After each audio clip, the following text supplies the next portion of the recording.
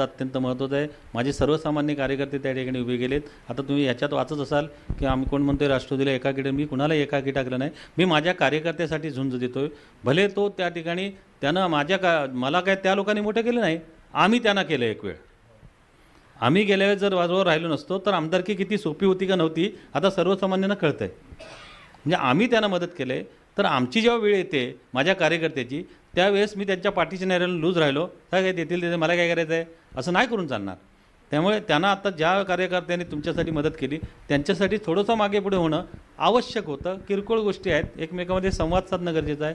आणि मग त्यावेळेस जर मी माझ्या कार्यकर्त्यासाठी जर ठाम राहिलो त्याच्यामध्ये मी युती तोडली कुणी युती तोडली हे आवश्यक नाही.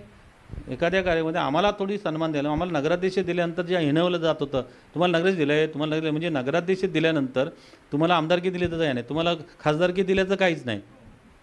आणि तुम्हाला नगरात दिल्यानंतर तुमचे 4च नगरसेवक द्या, तुमचे 5च तुम्ही घ्या, तुम्ही 7च घ्या, हे नाही. त्या ठिकाणी आमची शिवसेनेची आत्ताच्या कंडिशनला जी ताकद आहे ती आमची शिवसेना म्हणूनच आहे.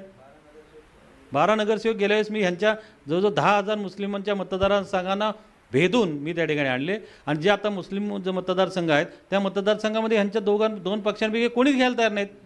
मी घेतलेत त्यातले 6 पैकी 4-5. आमचे लोक लढतील, निवडून येतील ना येतील तो विषय नाही, आम्ही लढू.